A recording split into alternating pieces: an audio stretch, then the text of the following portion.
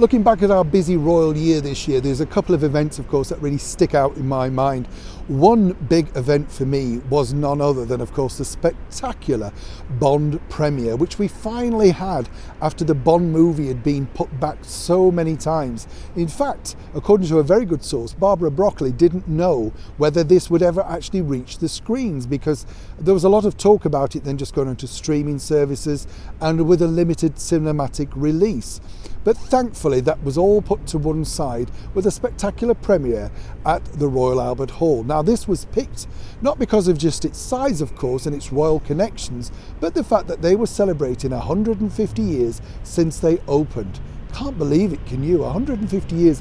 Have you been in the Royal Albert Hall, by the way? It's a wonderful building. What a monument to a former member of the British monarchy. They knew how to make things back in the Victorian days, didn't they?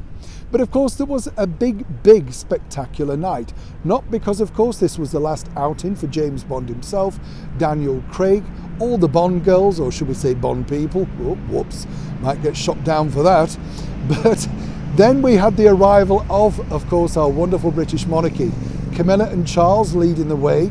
Camilla looking really good actually on that night, very Bond-esque herself. But there was only one person that truly stole that night, and that was none other than, of course, the Duchess of Cambridge, Catherine, who did a bit of a homage to the late and wonderful Princess Diana, who'd also spectacularly attended a Bond premiere way back in the 80s. Now, if anybody was in any doubt of the star pulling power of Catherine, then you only had to see the front covers of all the magazines worldwide. This must have grated on two people at least in the other side of the world, if you get my picture.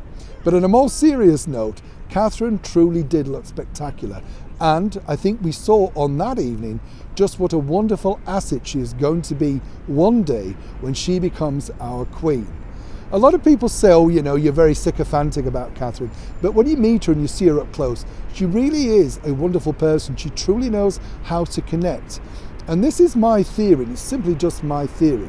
But I think because she comes from a normal background, a non-royal background, she understands people and some of the struggles. She's seen a little bit of life. Yes, she comes from a privileged background, but she also knows about life. And I think, dare I say this, that if Princess Diana was still with us, she truly would have been very pleased with the choice that Prince William made for his bride. And if you're in any doubt, just have a relook at these wonderful pictures of Catherine really wowing them at the Bond premiere. I have to say though, people ask me, who's your favourite Bond girl? Ursula Andress, Jane Seymour, there's so many, isn't there? I used to like Honor Blackman, but I have to say my favourite Bond girl would have to be this lady. Oh, you know who it is. Our gracious Majesty the Queen. How fabulous was she when she turned up with Daniel Craig at that wonderful Olympic event. Neil Sean in the heart of London.